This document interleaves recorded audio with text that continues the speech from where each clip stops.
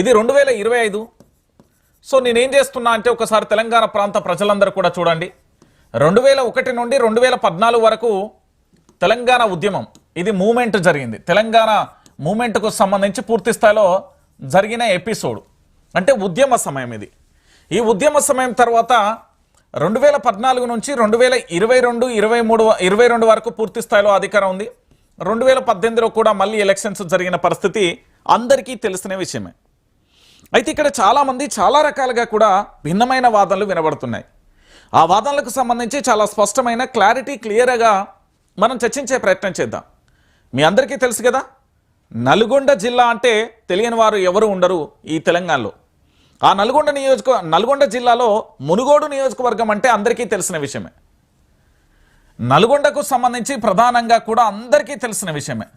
ఈ నల్గొండకు సంబంధించిన జిల్లాలో పూర్తి స్థాయిలో కూడా ఈ నల్గొండ జిల్లాలో మునుగోడుకు సంబంధించి అందరికీ తెలిసిన విషయం.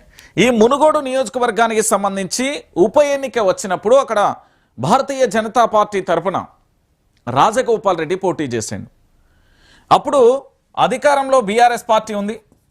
బీఆర్ఎస్ పార్టీకి సంబంధించిన 40 నియోజకవర్గాల ఎమ్మెల్యేలు మంత్రులు అందరూ కూడా మునుగోడు నియోజకవర్గంలో మకామేసి మరీ కూడా అక్కడ విస్తృతమైన ప్రచారం చేసిళ్ళు.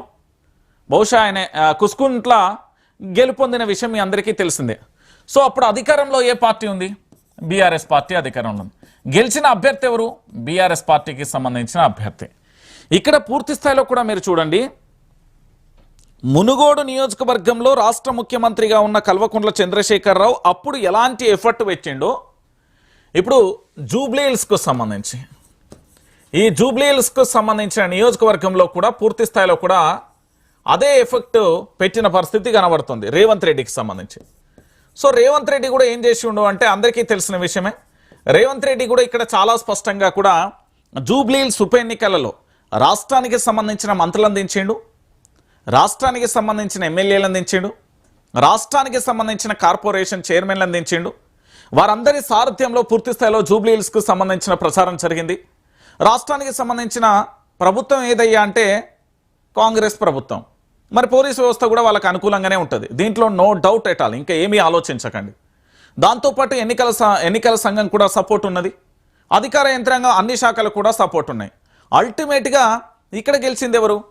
కాంగ్రెస్ పార్టీ. అధికారంలో ఉన్నది ఎవరు? కాంగ్రెస్ పార్టీ. సో పూర్తి స్థాయిలో గెలిపే విధంగా సాధ్యమైంది అంటే అన్ని రకాల వనరులు